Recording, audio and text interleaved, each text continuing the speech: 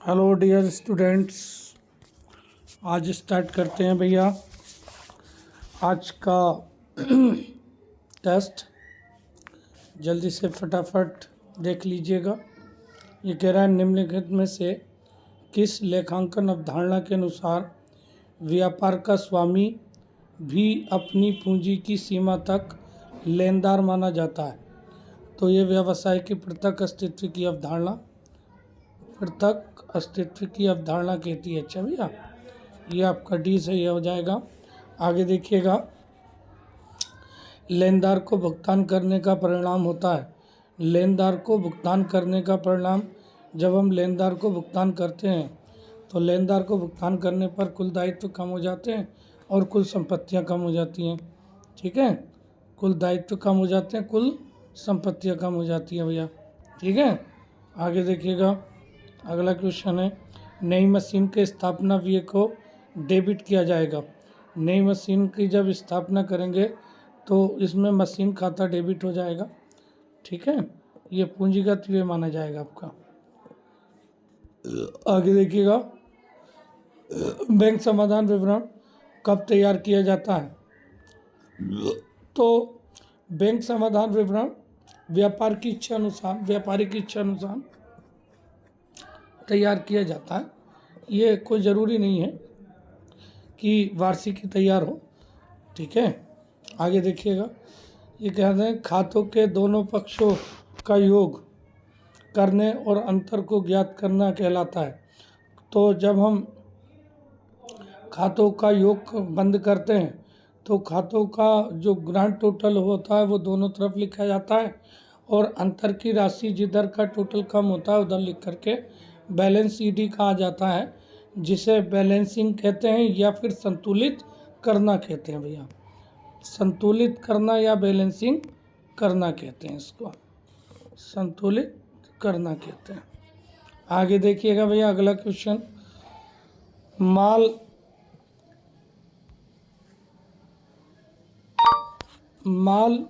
मांगने के लिए कौन सा पत्र तैयार किया जाता है? एक मिनट। माल मंगाने के लिए कौन सा पत्र तैयार किया जाता है? तो माल मंगाने के लिए आदेश पत्र तैयार किया जाता है।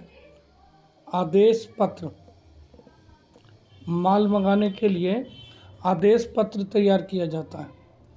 ठीक है, आगे देखिएगा, ये कह रहे हैं सामाजिक लेखांकन का उद्देश्य पता लगाना है। तो सामाजिक लेखांकन का उद्देश्य समाज में होने वाली लागत एवं लाभ का पता लगाना होता है। सामाजिक लेखांकन जो है कंपनी के उत्पादन, उपभोग और व्यय आदि के बारे में जानकारी को बताता है और यह बताता है कि कैसे समय सामाजिक वातावरण के लिए उपयोगी है। ठीक है,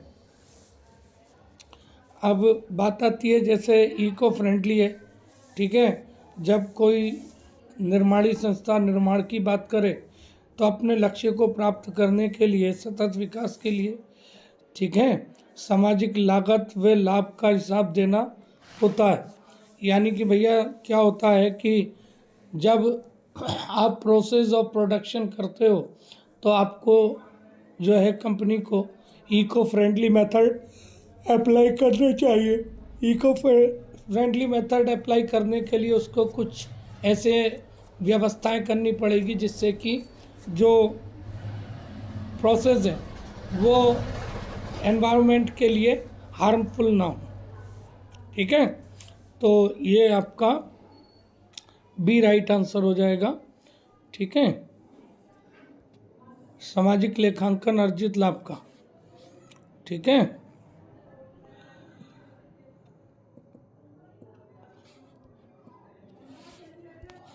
आगे देखिए भैया, निम्नलिखित में से किस प्रकार के अंकेक्षण में संस्था की योजनाओं एवं नीतियों का विस्तृत परीक्षण किया जाता है?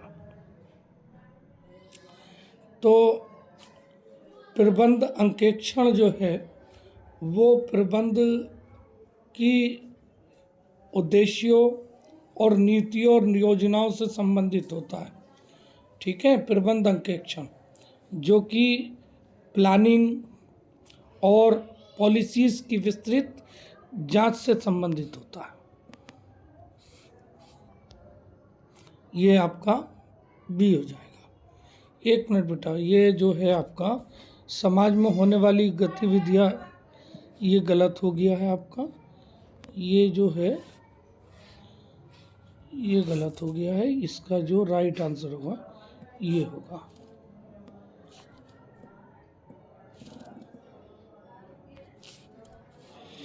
आगे बात करते हैं। ह्रास की मूल्यांकन पुनर्मूल्यांकन पद्धति का सामान्यतः प्रयोग किया जाता है। पुनर्मूल्यांकन रिवैल्यूएशन मेथड तो जो लूज टूल्स होते हैं, खुले पुर्जे होते हैं, इनका पुनर्मूल्यांकन होता है। ठीक है, इनमें इसका प्रयोग किया जाता है। आगे देखिए, सिंकिंग फंड विधि द्वारा निकाली गई ह्रास की राशि की तुलना जब वार्षिकी विधि से निकाली गई राशि से की जाती है तो वह क्या हो जाती है भैया? तो असल में क्या होता है कि एक सिंकिंग फंड विधि होती है और एक वार्षिक पद्धति होती है। ठीक, तो सिंकिंग फंड मूल्य जो होता है, मूल्य ह्रास जो होता है, वो लागत माइनस ब्याज बराबर मूल्य ह्रास लगाया गया। ठीक है, और वार्षिकी में जो है लागत प्लस ब्याज बराबर मूल्य ह्रास लगाया गया होता है।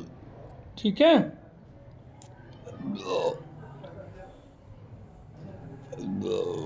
तो ऐसी दशा में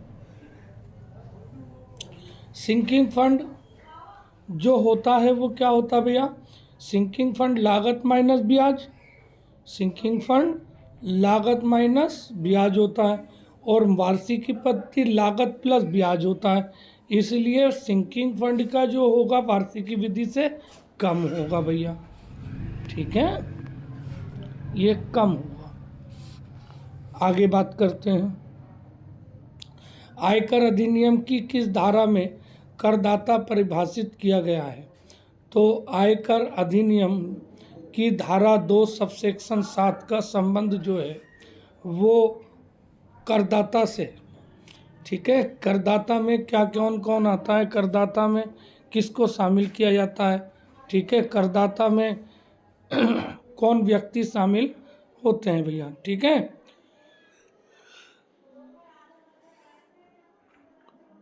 तो एक होता चूक में करदाता, एक होता माना गया करदाता। ठीक है, हाँ, तो यहाँ पर जो है करदाता को परिभाषित किया गया है कि करदाता से मतलब क्या है। तो ये है धारा 2 सबसेक्शन 7, बी आपका राइट आंसर हो जाएगा। आगे देखिएगा, एक संपत्ति को 5 लाख रुपए में खरीदी गई तथा 1 लाख रुपए में बेच दी गई।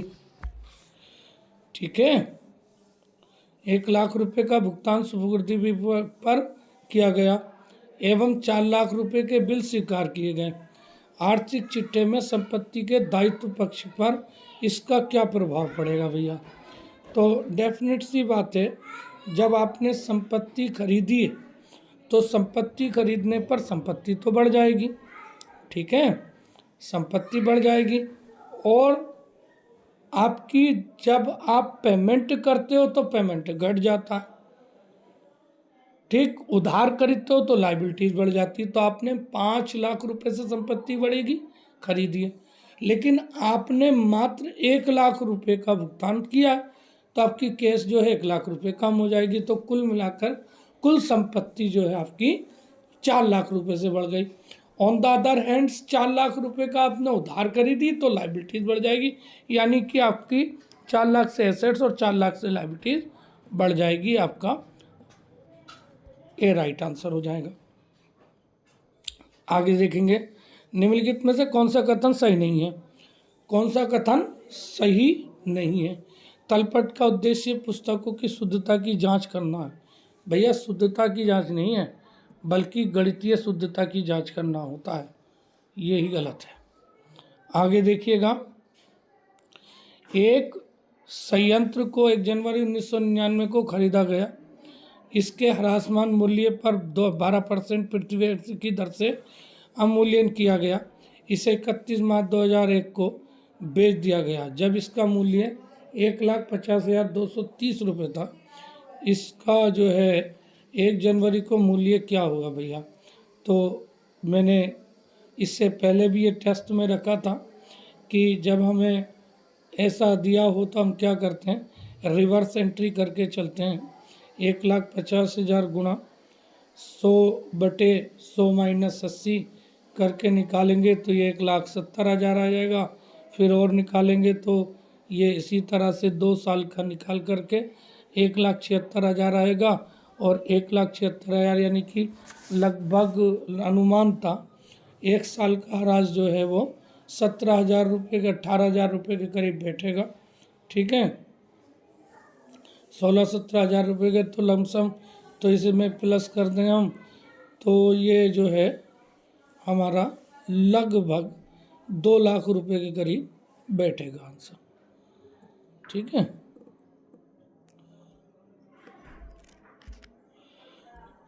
आगे देखिएगा, ये कह रहे हैं ए प्लानेट वाज परचेज। अच्छा ये तो हो गया, सॉरी। ये कह रहे हैं 15 क्वेश्चन देखिए, प्रारंभिक रहतिया 15,000 रुपये, क्रय 95,000 रुपये, अंतिम 29,000, सकल लाभ की दर 10% बिक्री का है। तो बिक्री का 10% है, तो बिक्री की राशि होगी, तो बिक्री का 10% कह रहे हैं। तो एक चीज़ होती है, हम निकाल लेते हैं यहाँ पर कि कॉस्ट ऑफ गुड सोल्ड कितनी हो जाएगी। तो cost of good sold opening stock plus purchase minus closing stock कर लेंगे। तो ये 1,10,000 में से 29,000 घटाएंगे, तो 1,10,000 में से 29,000 घटाएंगे तो 81,000 आएगा। 81,000 गुणा 1/9 यानी कि 9,000 रुपये आपकी ग्रॉस प्रॉफिट हो जाएगा। ग्रॉस प्रॉफिट हमारा 9,000 हो जाएगा। तो भैया 9,000 रुपये ग्रॉस प्रॉफिट है और कॉस्ट ऑफ गुड सोल्ड हमारी 80,000 है। 81,000 तो प्लस कर दें तो 90,000 रुपये हमारा आंसर हो जाएगा। तो ये 90,000 कहाँ रहा भैया? डी में। ठीक है, कहाँ रहा है? डी पर। आगे देखिएगा, अगला क्वेश्चन है, अगला क्वेश्चन, प्रारंभिक रहतिया 10,000, क्रय 90,000, अंतिम रहतिया 28,000, सकल लाभ बिक्री का 10%। तो वही क्वेश्चन आ गया बिल्कुल सेम टू सेम लोड करके। हाँ चलिए, ऑफ सेल्स तो बस और कुछ नहीं, उसी तरह से इसमें भी हो जाएगा। तो 10,000 प्लस 1,10,000 माइनस 72,000, तो 9 8 72, 8 80,000 हो जाएगा इसका।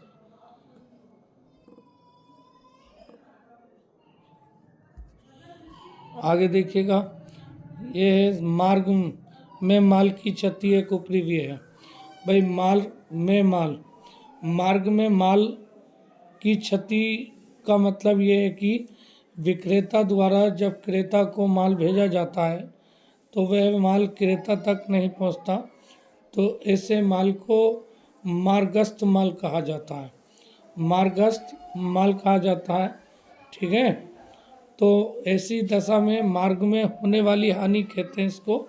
अगर इसमें कोई हानि होती है तो मार्ग में होने वाली हानि हो जाती है, मार्गस्थ माल कहलाता है। जो उसमें हानि होगी वो मार्ग की हानि कहलाएगी। ठीक है, और ये हानि जो है व्यापार के लिए एक वितरण उपरिव्यय होता है, डिस्ट्रीब्यूशन एंड ओवरहेड्स होता है, यानी कि सेलिंग एंड डिस्ट्रीब्यूशन का खर्चा होता है भैया। ठीक है, वितरण व्यय में शामिल होता है। ओके, तो ये वितरण व्यय कहलाएगा, है नी, ये वितरण। आगे देखिएगा अगला क्वेश्चन। हाँ, अगला क्वेश्चन देखते हैं भैया। यदि पूंजी 1 जनवरी को 19,400 रुपये और 31 दिसंबर को 21,500 रुपये आहरण 4,300 रुपये। लाभ हानि ज्ञात करनी है हमें। यदि पूंजी 1 जनवरी को 19,400 रुपये है, पूंजी कितनी है भैया 19,400 रुपये है, ठीक। और 31 दिसंबर को 21,500 रुपये आहरण भी दे रखे हैं। तो 19,400 में से 4,300 माइनस करें तो यह हमारा कितना हो जाएगा, ये हो जाएगा हमारा 16,100 रुपये। अब 16,100 रुपये और 21,500 रुपये है नी, 16,100 और 21,500 रुपये, इसमें से इसे माइनस करेंगे तो ये कितना आएगा भैया, ये 15,100 रुपये, 15,100 रुपये माइनस करेंगे तो ये 6,400 रुपये जो है लाभ हो जाएगा।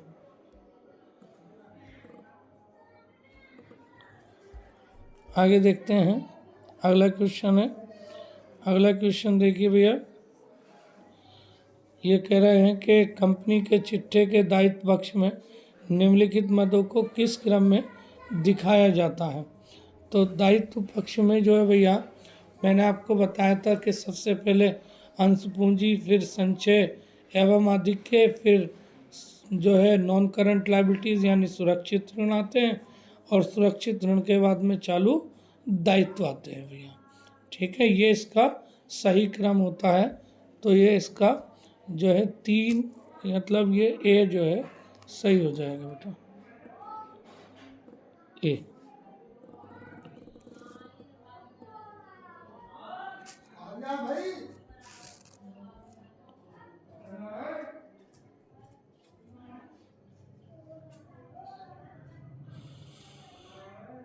अल्लाह, आगे देखिएगा, उपपट्टे की दशा में पट्टेदाता द्वारा अर्जित अधिकार शुल्क क्रेडिट किया जाता है। तो अब उपपट्टेदार की दशा में जो पट्टेदाता द्वारा किया जाता है वो प्राप्य अधिकार शुल्क कहलाता है, क्योंकि पट्टेदार जो होता, पट्टेदाता जो होता है, ठीक है, वो प्राप्य अधिकार शुल्क को अधिकार शुल्क, ठीक है, शुल्क खाते में प्राप्य खाते के नाम से दिखाते। आगे देखिएगा, दिवालिया लेखे में सूची सी में किसे शामिल किया जाता है।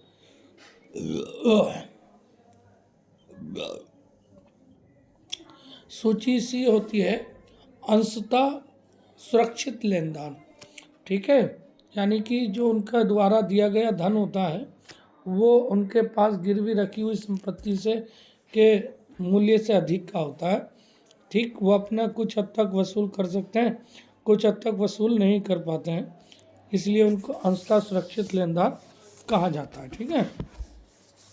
आगे देखिएगा, ये कह रहे हैं कि गत वर्ष की बिक्री 4 लाख रुपए थी और 25,000 रुपये स्थायी व्यय को काटने के बाद इस वर्ष का शुद्ध लाभ 25,000 रुपये का था। बिक्री की कमी की राशि 1,40,000 रुपये। लाभ की हानि की गणना करनी है। तो सीधी सी बात है, शुद्ध लाभ 25,000 और कितना है भैया, गत वर्ष की बिक्री कितनी थी, 4 लाख थी, और 25,000 रुपये स्थायी व्यय को काटने के बाद इस वर्ष का जो शुद्ध लाभ है वो 25,000 है। तो 25 + 25 कितना हो गया, 50,000 रुपये हमारी जो है हो गई। तो 50,000, ठीक, शुद्ध लाभ प्लस स्थायी व्यय सकल लाभ की दर ज्ञात करते हैं। तो शुद्ध लाभ प्लस स्थायी व्यय बटे विक्रय मूल्य गुणा 100। तो इस तरह से 25,000 प्लस 25,000 मतलब 50,000 हो जाएगा। 50,000 गुणा 4 लाख गुणा 100 करेंगे तो 12.5 आ जाएगा। दोबारा सुन लो फार्मूला, सकल लाभ की जो दर होती है, सकल व्यय की दर जो होगी, सकल व्यय के लो सकल लाभ के लो, ठीक है, क्योंकि बिक्री की हानि के लिए जो सकल लाभ की दर निकालते हैं तो शुद्ध लाभ प्लस स्थायी व्यय बटे पिछले वर्ष की बिक्री गुणा 100। इस आधार पर जो है 50,000 बटे 4 लाख गुणा 100 तो ये 12.5 आएगा। जब 12.5 आएगा तो लाभ की हानि बराबर जो हानि बिक्री की कमी है बिक्री की कमी गुणा सकल लाभ की दर। जब बिक्री की कमी गुणा सकल लाभ की दर निकाल करेंगे तो ये आएगा हमारा 1,40,000 गुणा 12.5/100, तो ये लगभग हमारा 17,500 के करीब आएगा। ठीक है, तो 17,500 इसका राइट आंसर हो जाएगा। 17,500 राइट आंसर हो जाएगा आपका ए। ठीक है भैया, आगे देखिए जीएसटी की दरें हैं। तो जीएसटी जो है 4 दरें वैसे तो 5, 12, 18, 28, लेकिन 0% भी इसी में आता है। ठीक है, 0% आता है, तो ये आपका 0%। ठीक है, 0%, 5%, 12%, 28%, तो ये आपका सी राइट आंसर हो जाएगा। तो आगे देखिए, लेखा परीक्षा के लिए विलासिता है। लेखा परीक्षा जो है भैया वो एक छोटे दुकानदार के लिए विलासिता है। छोटा दुकानदार के लिए कोई काम नहीं है, इसका कोई ज़रूरत नहीं है, क्योंकि फुल ऑफ कंट्रोल जो होता उसी का होता, उसे कोई ज़रूरत ही नहीं किसी को कुछ बताने की।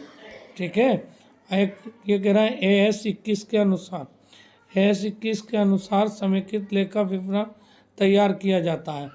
तो AS 21 के अनुसार सूचीबद्ध कंपनियों के लिए समेकित वित्तीय विवरण तैयार किया जाता है। भैया सूचीबद्ध लिस्टेड कंपनियां, हाँ,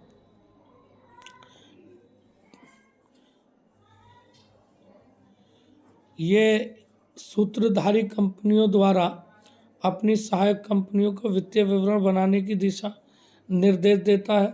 ठीक है, और समेकित वित्तीय विवरणों में सूत्रधारी कंपनी की समस्त सहायक कंपनियों के वित्तीय विवरणों को सम्मिलित किया जाता है।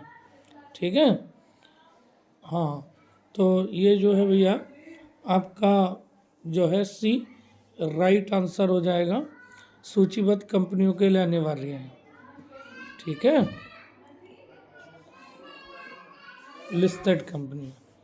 आगे देखिए, सिद्धांत लेखाकार को लाभों को प्रत्याशित नहीं करना चाहिए, किंतु सभी हानियों के लिए प्रावधान अवश्य करना चाहिए। तो ये रूढ़िवादी की अवधारणा की सोचने की ज़रूरत ही नहीं है भैया किसी तरह की। आगे देखिए, द्वि प्रविष्टि प्रणाली विवरण रखती है। तो द्वि प्रविष्टि प्रणाली व्यक्तिगत खाते, वास्तविक खाते, नाममात्र खाते, यानी कि कौन से खातों का रखती है, तो भैया इन सभी का जो है द्वि प्रविष्टि प्रणाली जो है रिकॉर्ड करती है। ठीक है, आगे देखिएगा, कह रहा है लाभ हानि में हस्तांतरित किए जाने वाले देनदारों पर प्रावधान की गणना हेतु निम्न में से कौन सा सूत्र सही है। तो देनदारों की गणना करने के लिए देनदारों पर प्रावधान की गणना करने के लिए सही तरीका क्या है भैया? क्या होता है असल में, जब हम बात करते हैं तो अशुद्ध ऋण प्लस फर्दर अशुद्ध ऋण प्लस नया प्रावधान माइनस ओल्ड प्रावधान। तो यहाँ थोड़ा सा गड़बड़ हो रहा है, प्लस नया प्रावधान होना चाहिए, नया शुद्ध ऋण प्लस नया प्रावधान, यहाँ पर ये थोड़ा सा गड़बड़ हो गया। ठीक है भैया, हाँ, पुराना प्रावधान माइनस हो जाता है, तो ये आपका सी राइट आंसर हो जाएगा।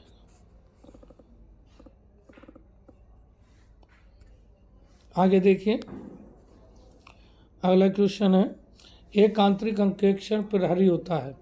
तो आंतरिक अंकेक्षण जो होता है वो प्रबंधकों का प्रहरी होता है, क्योंकि आंतरिक अंकेक्षक की नियुक्ति जो होती है वो प्रबंधकों के द्वारा की जाती है। ठीक है भैया, और दूसरी चीज़ ये आती है कि आंतरिक अंकेक्षण को आंतरिक नियंत्रण के समय जो है समग्र प्रणाली का एक हिस्सा माना जाता है, जो एक संगठन में स्थापित होता है और कंपनी में मौजूद पेशेवर आंतरिक अंकेक्षकों द्वारा संचालित किया जाता है।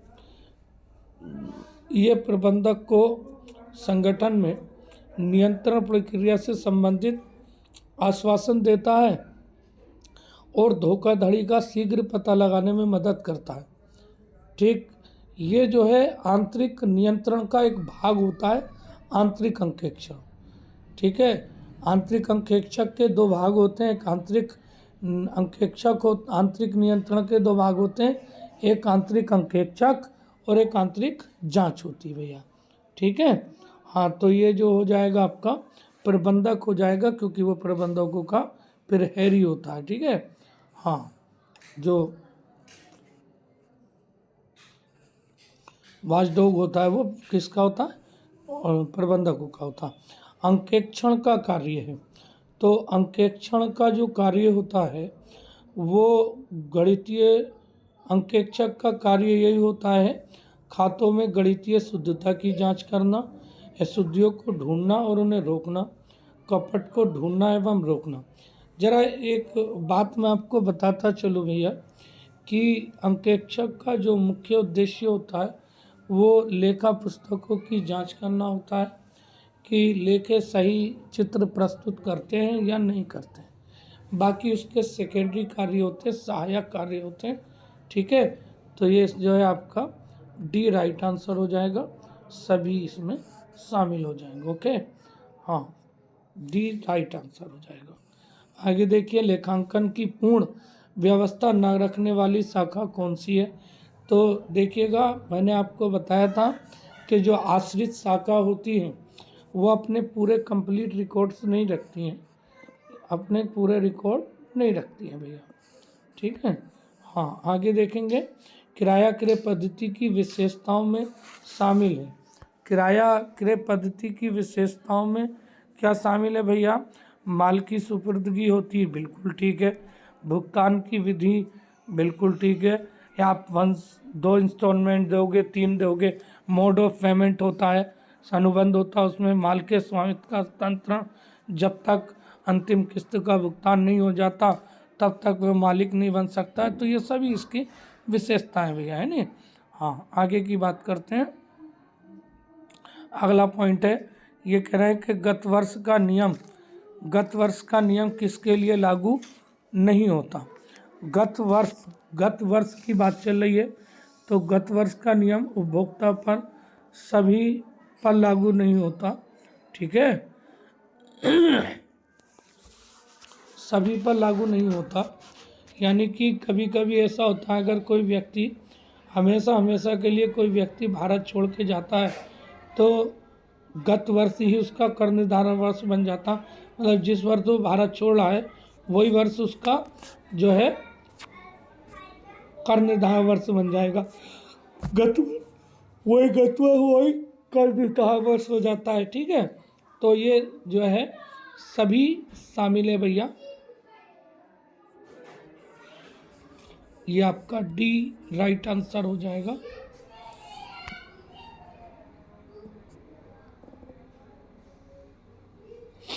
डी आपका राइट आंसर हो जाएगा।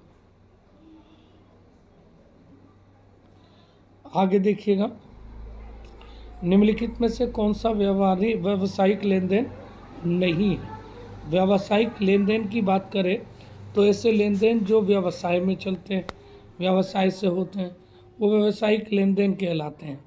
ठीक है, अगर ग्राहक मालिक ने अपने निजी खाते से अपने निजी खर्चे किए हैं तो वो व्यापार का खर्चा नहीं माना जाता।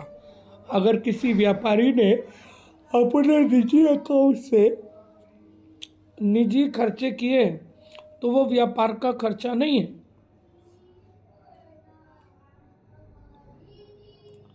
ठीक है, तो देखिएगा, यहाँ पर बात करें अगर हम, तो सी अपने निजी बैंक खाते से 20,000 रुपये अपने बेटे की फीस भर दी उसने, तो अपने निजी अकाउंट से किया है, मतलब बिजनेस से उसका कोई मतलब नहीं रहा।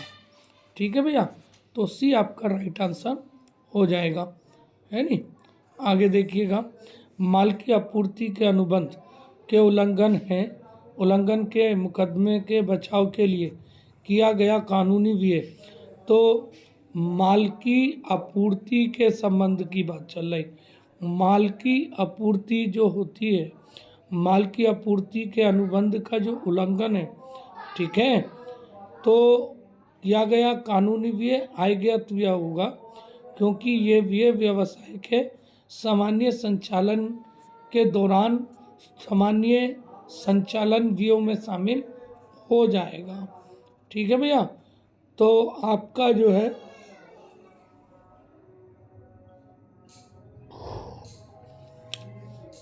ये बी राइट आंसर हो जाएगा।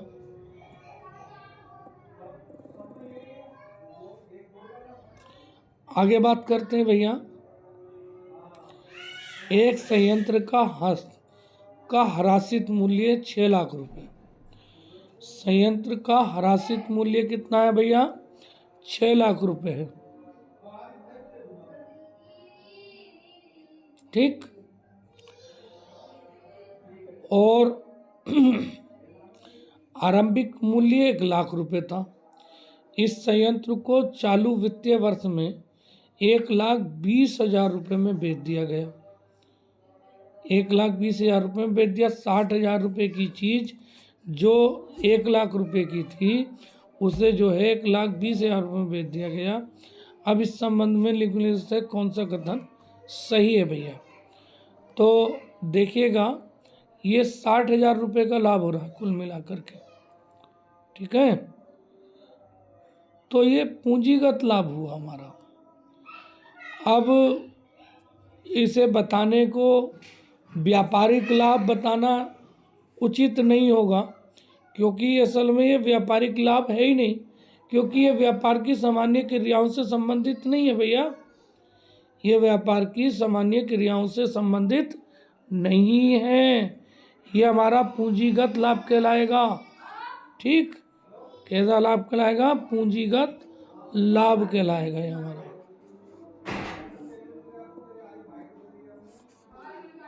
आगे देखिएगा,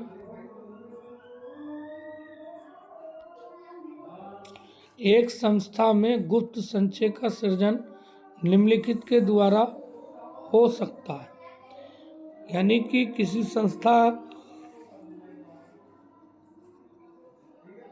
में गुप्त संचय नहीं बनाया जाता, अगर बना लिया तो वो इलीगल कहलाता है। ठीक है, वो गैर कानूनी है। ठीक, फिर भी अगर कोई बनाता है तो वो किस तरह से बनाया जा सकता है? अत्यधिक ह्रास लगा करके। ठीक है, पूंजीगत व्ययों को लाभ हानि खाते में दिखाकर, यानी कि पूंजीगत व्यय को आयगत व्यय मान करके, आयगत व्यय को पूंजीगत व्यय मान करके, संपत्तियों को कम मूल्य पर दिखा करके, संपत्तियों का कम मूल्यांकन करके। तो ये जो है असल में ये सारी चीज़ें इसमें आ जाती हैं। ठीक, तो यहाँ दायित्व को कम मूल्य पर दिखा करके एक संस्था में गुप्त संचय का सृजन निम्न स्थितियों में हो सकता है। ठीक है, निम्न के द्वारा हो सकता है भैया। ठीक है, तो ये एक संस्था के गुप्त संचय का सृजन दायित्व को कम कर मूल्य पर दिखाकर हो सकता है। गुप्त संचय एक ऐसा संचय है जो स्थिति विवरण द्वारा प्रकट नहीं होता। ठीक है, बल्कि इसका उसी को पता होता है जो इसका निर्माण करता है। इन संचयों का निर्माण और तरह से किया जा सकता है, जैसे ज़्यादा ह्रास लगा करके। जब आप ज़्यादा से ज़्यादा ह्रास लगाओगे तो संपत्तियों का मूल्य कम हो जाएगा। ठीक है, और ठीक है, संपत्तियों का मूल्य कम हो जाएगा तो भैया डेफिनेट सी बात है लाभ घट जाएगा, और लाभ घट जाएगा तो लाभ घट जाने का मतलब है कि आपका जो है दायित्व पक्ष कम शो करेगा। ठीक, उसके अलावा देखिएगा अत्यधिक ह्रास स्थायी संपत्तियों का कम मूल्यांकन करके, आयगत व्ययों को पूंजीगत व्यय दिखा करके। ठीक है, तो ये असल में क्या है भैया, ये क्वेश्चन ही गलत है भैया। ये जो है ए और बी दोनों आप मान सकते हो उसमें।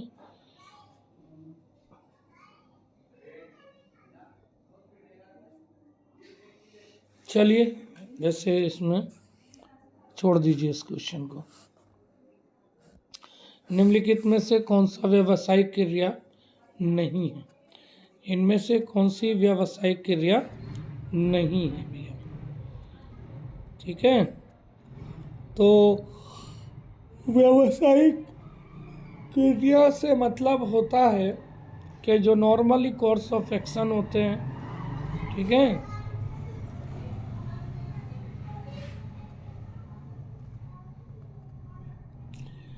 देखिएगा एक व्यक्ति अपना पुराना टीवी बेचता है तो ये तो उसकी पर्सनल एसेट्स हो गई, ये व्यापार का खर्चा नहीं है, ठीक है, ना व्यापार की हानि है ना व्यापार की इनकम, ठीक है, वो उसने अपना पर्सनल बेचा है, 38 का ये हो जाएगा। आगे देखिएगा, वसूली अवधारणा लागू होती है, तो वसूली अवधारणा जो है वो जब माल ग्राहक को सुपुर्द कर दिया जाता है, ठीक है, तो ये आश्वासन हो जाता है कि ये हमारी इनकम हो गई भैया, ये हमारी इनकम हो गई, और जब हमें इनकम का आश्वासन हो गया तो वो हमारी इनकम मानी जाती है, यानी वसूली अवधारणा लागू होती है, ठीक है, यानी कि आपका बी राइट आंसर हो जाएगा भैया। आगे कह रहे हैं सामान्य वित्तीय लेखा नियम 90 के अनुसार वेतन भत्ते, आकस्मिक व्यय, सहायता, अनुदान आदि सरकार के विरुद्ध कोई भी क्लेम उनके देय होने की तारीख से 2 वर्ष के पश्चात समय व्यतीत क्लेम समझे जाते हैं, परंतु तो ये कह रहे हैं कि सामान्यता जो सामान्य वित्तीय नियम है 90 है, उसके अनुसार वेतन भत्ते, आकस्मिक व्यय, सहायता, अनुदान ये सभी जो हैं सरकार के विरुद्ध कोई भी क्लेम उनके देय होने की तारीख से 2 वर्ष पश्चात समय बीत क्लेम समझे जाते हैं, परंतु कम के सकल दावे 3 वर्ष के भीतर प्रस्तुत किए जा सकते हैं। इनके अलावा समस्त दावे देय होने की तारीख से 2 वर्ष के भीतर प्रस्तुत किए जाते हैं, ठीक है भैया। तो इसका जो आंसर हो जाएगा वो आपका ये हो जाएगा कि जो 500 या कम के सकल दावे 3 वर्ष के भीतर प्रस्तुत किए जा सकते हैं, ठीक है। ऐसे क्लेम को सक्षम अधिकारी की स्वीकृति के लिए बिना प्रस्तुत नहीं किए जा सकता। ये सक्षम अधिकारी की स्वीकृति के बिना प्रस्तुत नहीं किए जा सकता। यह नियम 2000 रुपये या कम से कम पर लागू नहीं होता है, ठीक है, 2000 या कम से पर लागू नहीं होता है, ठीक है। 2000 रुपये से कम के दावे 3 वर्ष तक प्रस्तुत किए जा सकते हैं, ठीक है। 100 रुपये तक के दावे 3 वर्ष से अधिक पुराने होने पर अस्वीकार कर दिए जाते हैं, ठीक है। तो आपका क्या हो जाएगा भैया, 40 का ए सही हो जाएगा।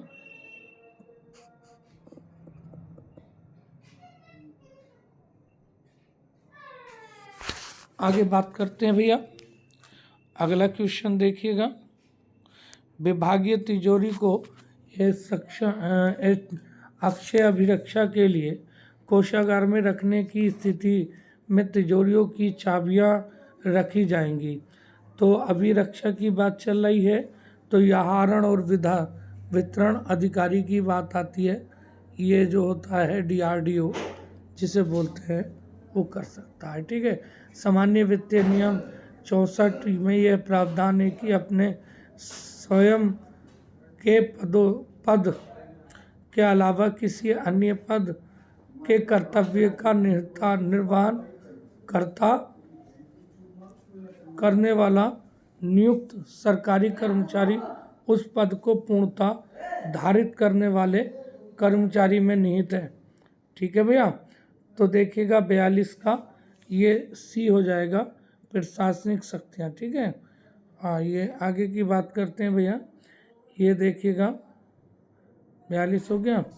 आगे बात करते हैं प्राकृतिक आपदाओं के कारण सरकार की अचल संपत्तियों की कितने रुपए तक की हानियों की सूचना नियम 21 के अनुसार सिर्फ विभाग अध्यक्ष को ही भिजवानी होती है। सरकार या महालेखाकार को रिपोर्ट भेजने की आवश्यकता नहीं होती है।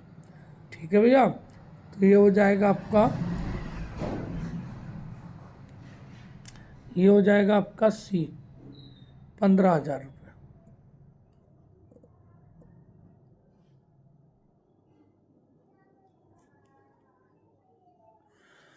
आगे देखिएगा भैया, सामान्य वित्तीय लेखा नियमों में समस्त विभाग अर्थों की सूचना दी गई है। धारा ये है भैया, सामान्य वित्तीय लेखा नियमों में समस्त विभागों की सूची दी गई है। तो यहाँ पर बात करें अगर हम, तो देखिएगा सामान्य वित्तीय लेखा नियम के समस्त व्यय जो है, समस्त विभागों की सूची सामान्य वित्तीय एवं लेखा नियम खंड फस्त के परिशिष्ट 6 में परिशिष्ट 8 में दी गई है। ठीक है भैया। तो ये जो है परिशिष्ट 8 में दी गई है। 44 का B आपका राइट आंसर हो जाएगा।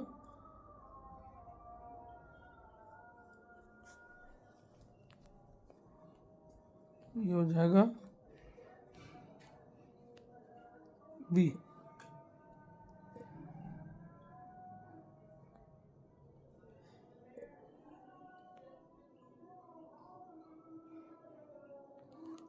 आगे देखते हैं भैया। ये कह रहा है सरकारी रसीद बुक को उपयोग में लाने से पूर्व पुस्तक के प्रारंभ में एक प्रमाण पत्र के संबंध में अंकित किया जाता है। तो बेटा क्या होता है कि जो सामान्य वित्तीय लेखा नियम है, तो सरकारी रसीद बुक को उपयोग में लाने से पूर्व पुस्तक के प्रारंभ में एक प्रमाण पत्र के संबंध में अंकित किया जाता है। तो ये भैया रसीद बुक में उपलब्ध पृष्ठों की संख्या के बाबत होता है। अब बात आती है कि अगर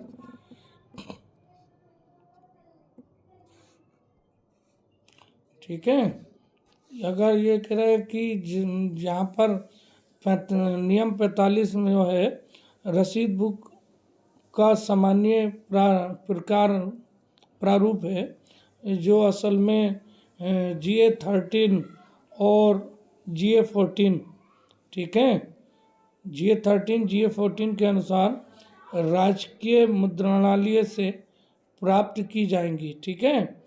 इसके अलावा जो है वो सारी की सारी, ठीक है, जो है सरकारी रसीद बुक को उपयोग में लाने से पूर्व पुस्तकों के प्रारंभ में एक प्रमाण पत्र रसीद बुक में उपलब्ध पृष्ठों की संख्या के संबंध में अंकित की जाती है। ठीक है।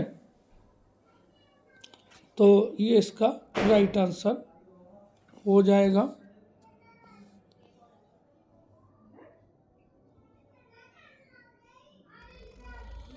कोई धन साधारण ब्याज की दर से 4 वर्ष में 924 रुपये और 7 वर्ष में 1092 रुपये हो जाता है। ठीक है, 1092 रुपये हो जाता है।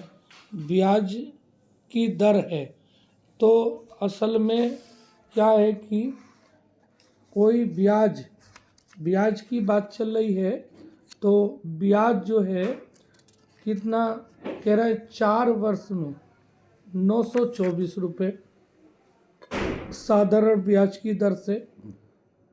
साधारण ब्याज की दर से जो है वो कितना है भैया, 924 रुपये है। और 7 वर्ष में जो है वो 1092 रुपये हो जाता है। ठीक, तो ब्याज की दर बतानी हमें। तो ज़रा देखिएगा कि मान लिया हमने 100 रुपये का है, धन कितना है, एक्स मान लिया, सपोज करिएगा मूलधन एक्स मान लिया, तो 4 वर्ष ब्याज की दर जो है हमें नहीं दे रखी, कोई धन बताया है, कोई धन 4 वर्ष में। ठीक है, 924 रुपये साधारण ब्याज की दर से कितना हो रहा है, 924 रुपये, और 7 वर्ष में कितना हो रहा है, 1092 रुपये। ठीक, तो 1092 रुपये, 924 रुपये। ठीक है, तो इनका अंतर निकाल लें, 1092 में से 924 रुपये माइनस कर दो।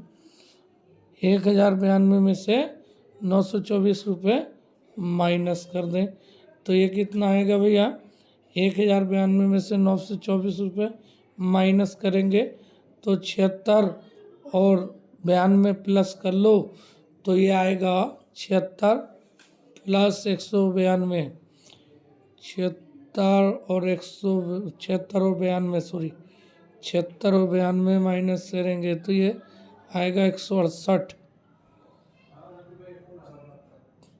76 और 92 की बात करें तो ये 168 बैठ जाएगा, तो ये लगभग 8% के करीब बैठेगा बेटा। ठीक है, आगे बात करते हैं। यदि हरी अपने घर से कार्यालय के लिए 4 किलोमीटर की चाल से साइकिल चलाता है तो 15 मिनट देर से पहुंचता है। यदि यह अपनी चाल 1 किमी प्रति घंटा बढ़ा देता है तो 30 मिनट पहले पहुंच जाता है। उससे घर व कार्यालय के बीच की दूरी क्या है। ठीक है, तो यहाँ पर कहा है कि अगर वो उसकी स्पीड 4 किलोमीटर प्रति घंटा की रफ्तार से है, 4 किलोमीटर प्रति घंटा की रफ्तार से है। ठीक है, तो कितनी देर में पहुँच रहा भैया, साइकिल चलाता तो 15 मिनट देर से पहुँचता है। और अगर यह अपनी चाल 1 किमी प्रति घंटा बढ़ा देता तो 30 मिनट पहले पहुँच जाता है। तो कुल मिलाकर के बात करते हैं कि भाई पहले मान लिया हमने उसकी चाल x है। ठीक है, तो x/4 माइनस x/5 बराबर 45/60। ठीक है, 15 मिनट 15 प्रति घंटा की साइकिल मतलब 15 मिनट वो 30 मिनट 45 हो गए, है नहीं। तो यहाँ पर बात करते हैं, तो ये क्या हो जाएगा, इसको सोल्व करेंगे हम तो 5x माइनस 4x/20। ठीक है, फिर 5x माइनस 4x/20 अगर हम करेंगे तो ये आ जाएगा हमारा क्या, 5x माइनस 4x/20 बराबर करके तो हम निकालेंगे तो ये आ जाएगा। तो भैया इसमें हम निकालेंगे बराबर 45/60। 45/60 को अगर हम 0 और कर लें इसको तो 15/20 आ जाता है।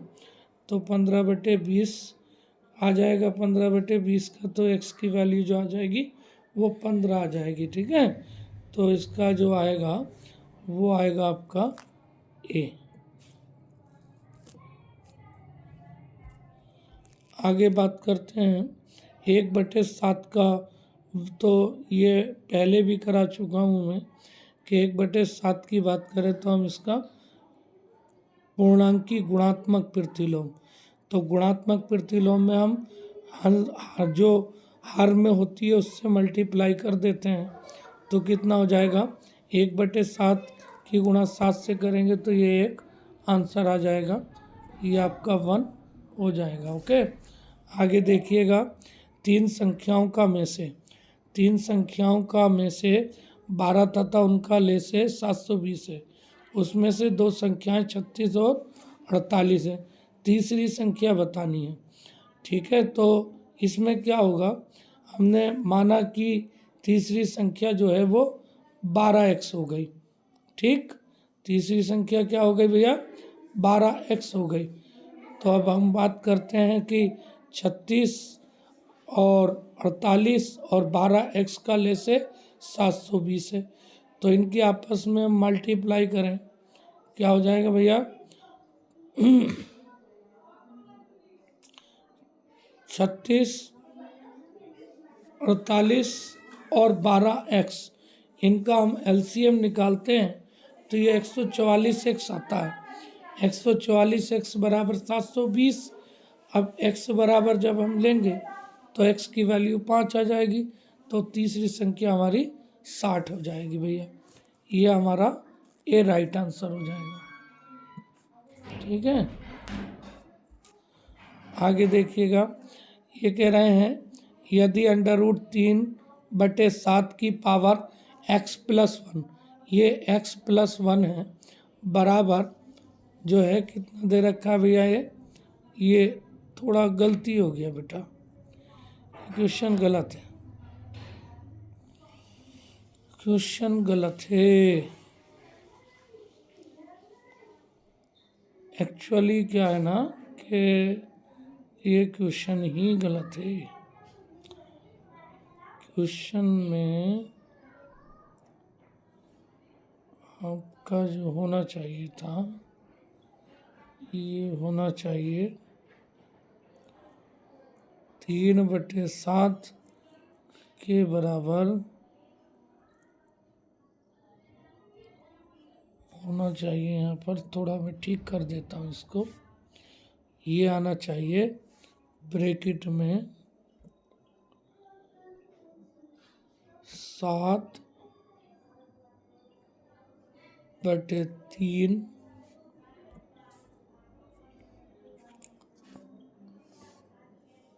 का क्यूब।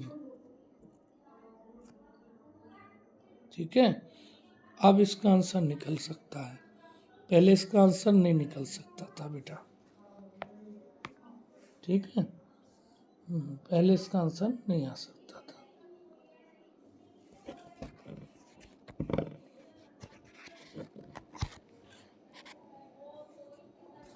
ठीक है, तो हम क्या करते हैं, ये अगर इस पर अंडर रूट चढ़ा देते हैं, इस पे अंडर रूट चढ़ाते हैं, तो इस पर अंडर रूट चढ़ाने के लिए हमें क्या करना पड़ेगा कि इस पे जब अंडर रूट चढ़ाएंगे तो इसकी जो घात होगी वो -6 हो जाएगी। कितनी हो जाएगी, -6 हो जाएगी, और अंडर रूट से अंडर रूट कट जाएगा और ये सेम हो जाएगी, सिंपल हो जाएंगी। तो इसमें क्या हो जाएगा, संख्याएं पलट जाएंगी, और क्या हो जाएगा भैया, सीधी सी बात है कि जब हम इन्हें करेंगे तो ये x+1 बराबर -6 आएगा। जब x की वैल्यू लेंगे तो x बराबर -7 आ जाएगा, तो यहाँ पर जो है इसकी वैल्यू -7 हो जाएगी। ये क्वेश्चन थोड़ा अगर आपके पास पेपर में ठीक कर लेना, ये क्वेश्चन गलत है, ये ठीक ये होगा इसका आंसर, ठीक कर लेना तो आंसर सही आ जाएगा। ठीक है, आगे देखिएगा, ये कह रहे हैं घड़ी के 12 अंकों के घूमने पर घड़ी के, ठीक है, ये जो क्वेश्चन में कहा 2 बजे तथा 2 सही 1/4 बजे के मध्य किसी घड़ी की घंटे तथा मिनट की सुई के मध्य 45 डिग्री का कोण किसी समय बनेगा। तो भैया बात आती है कि घड़ी के जो अंक होते हैं वो कुल 12 ही अंक होते हैं। तो घड़ी घूमेगी तो घड़ी के घूमने केंद्र पर बना कोण 360 अंश होगा, ठीक है। और एक अंक से दूसरे अंक तक घूमने पर बना कोण 30 अंश होगा। 12 घंटे हैं, 360 होता है भाई। गोले का जो आयतन होता है, गोले का जो मान होता है गोले का, वो 360 होता है, ठीक है। हाँ, वृत्त का जो मान होता है वो 360 अंश होता है। वृत्त ही तो है घड़ी, हाँ। तो उसे 12 से डिवाइड करें तो 30 आ जाएगा। 2 बजे मिनट की सुई 12 पर है, ठीक, तथा घंटे की सुई 2 पर होगी, ठीक। मिनट की सुई 12 पर होगी और घंटे की सुई 2 पर होगी। दोनों सुइयों के बीच 2 गुणा 30 बराबर 60, ठीक है। ये तो 60 अंश का कोण बनना है। कितने का बनना? 60 का बनना है, ठीक। हमें चाहिए कितना? 45 अंश का कोण प्राप्त करना है नहीं। तो दोनों सुइयों के बीच 60 माइनस 45 कर दो तो 15 का कोण घटा दो। जितने समय में मिनट वाली सुई पूरा चक्कर लगागी तो वह 360 घूमती है, तथा इसी तरह से जो है भैया ये जब घूमेगी तो यह हमारा जो है आंसर 2 सही। ये क्या आ जाएगा भैया? 2 मिनट, ठीक है। हाँ, 2 मिनट, ये हमारा ए राइट आंसर हो जाएगा। तो इसका जो होगा 2 सही 8/11 होगा। 2 सही 8/11। तो ये 2 बजे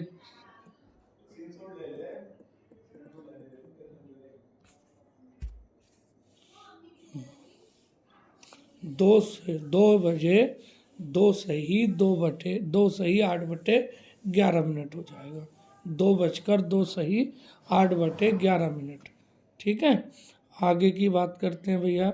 एक घनाभ का आयतन 64,000 घन सेंटीमीटर, उसकी भुजाओं का अनुपात 1:2:4 है। सबसे बड़ी भुजा की लंबाई क्या होगी? तो हमने मान लिया कि पहले माना घनाभ की भुजाएं जो है x 2x 4x, ठीक। घनाभ का आयतन x गुणा 2x गुणा 4x बराबर 64, 8x क्यूब बराबर 64, x क्यूब बराबर 8,000, तो x बराबर 20। तो घनाभ की सबसे बड़ी जो भुजा होगी वो कितनी होगी भैया? 4x से गुणा कर दो तो 4 गुणा 20, तो 80 सेंटीमीटर इसका राइट आंसर हो जाएगा। आगे देखो, सॉरी,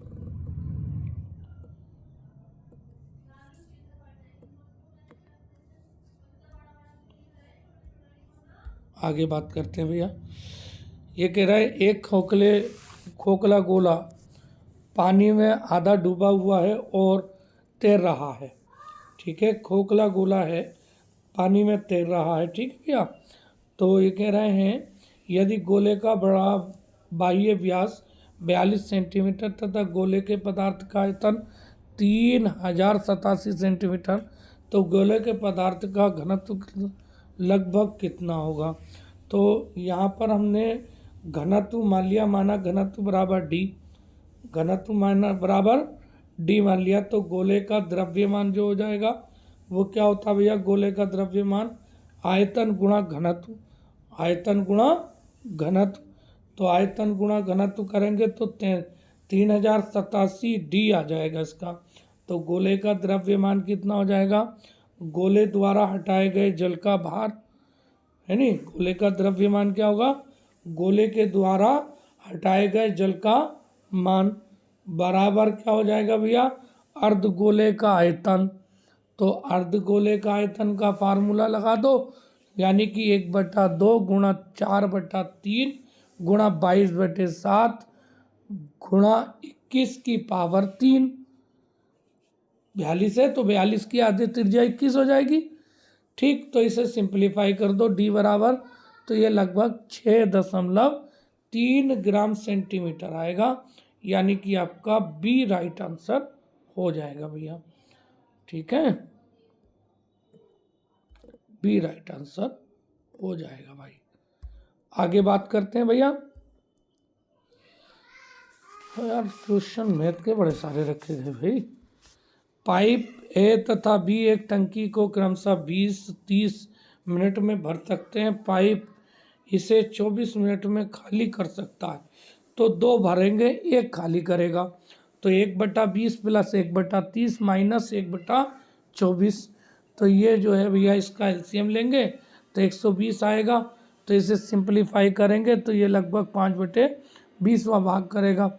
अब 5/20वां भाग जो है 3 मिनट में भरता है, तो पूरा कितने भरेगा, तो 3 गुणा 120/5 करेंगे तो 72 मिनट इसका राइट आंसर हो जाएगा। तो ये आ जाएगा 54 का आपका सी।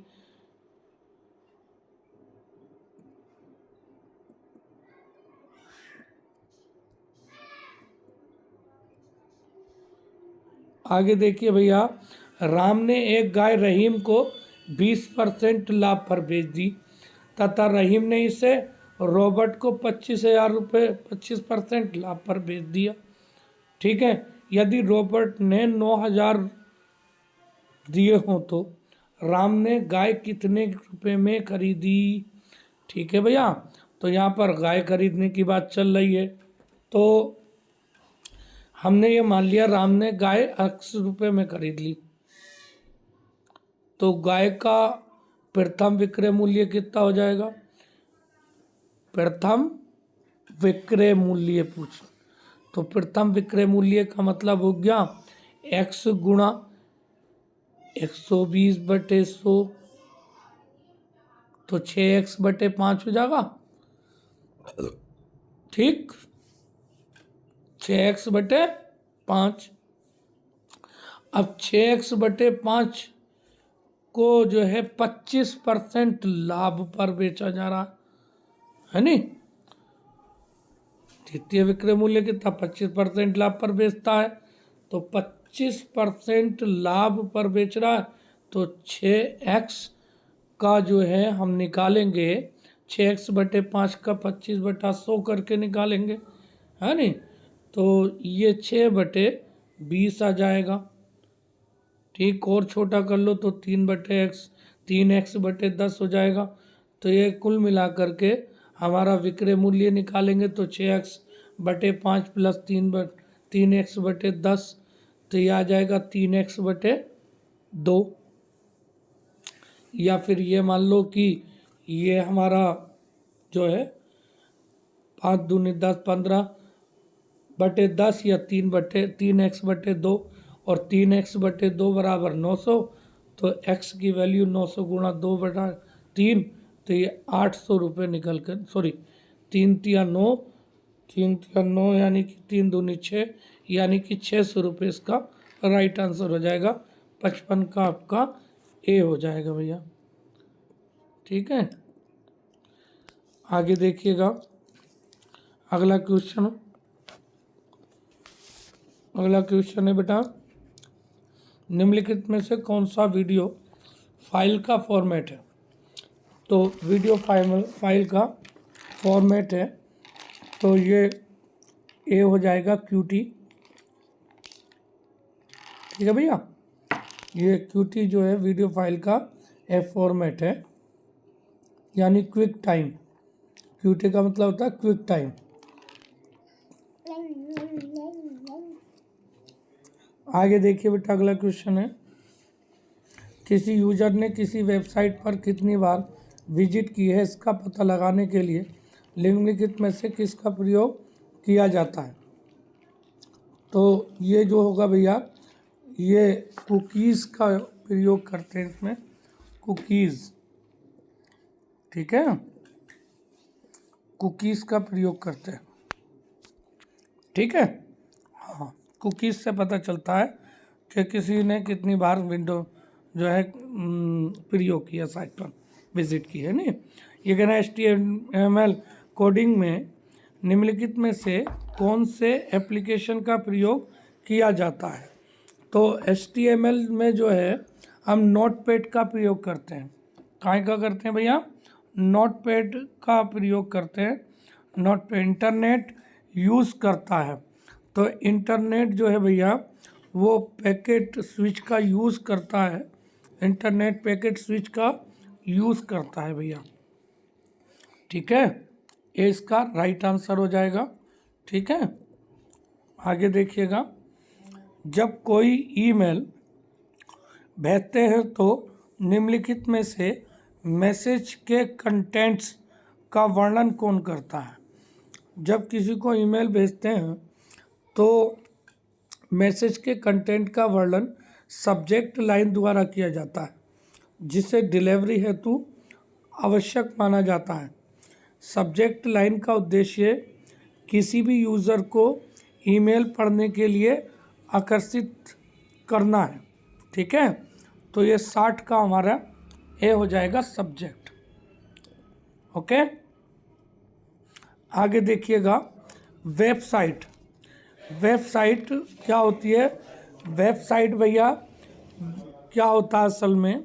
वेबसाइट संबंधित वेब पेजों का एक समूह होता है, ठीक है। वेबसाइट जो होता है संबंधित वेब पेजों का एक समूह होता है, और प्रत्येक वेबसाइट का जो मेन पेज होता है वो होम पेज कहलाता है, ठीक है। हाँ, आगे बात करते हैं, प्रयोक्ता के नामों को बुलाने के लिए ट्विटर में कौन सा संकेत इस्तेमाल किया जाता है। तो ये एट द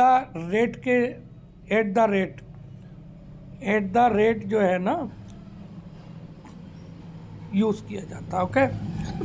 आगे बात होती है, इंटरनेट एक्सप्लोरर जैसे प्रोग्राम को क्या कहा जाता है जो कि विंडोज़ को वेब के रूप में चलाने का काम करता है। विंडोज़ को वेब के रूप में चलाने का काम करता है, तो ये वेब ब्राउज़र कहलाता है। वेब ब्राउज़र कहलाता है भैया, ठीक है। आगे देखिए, निम्नलिखित में से कौन नेटवर्क पर इलेक्ट्रॉनिक पोस्ट ऑफिस बॉक्स की पहचान करता है जहां ईमेल भेजा जा सकता है भैया। तो ये आपका ईमेल एड्रेस होता है आईपी। दो प्रोटोकॉल होते हैं, एक टीसीपी और एक आईपी। आगे देखिएगा, अनसोलिसाइटेड मेल में के किस शब्द का प्रयोग किया जाता है, ठीक है। अनसोलिसाइटेड मेल, तो अनसोलिसाइटेड मेल में स्पैम का प्रयोग किया जाता है भैया, स्पैम, ठीक है। ये आपका आज सॉल्यूशन हो गया पूरा। फिर मिलते हैं फिर किसी एक नए सॉल्यूशन के साथ, तब तक के लिए इजाज़त दीजिए। जय हिंद, जय भारत, थैंक यू।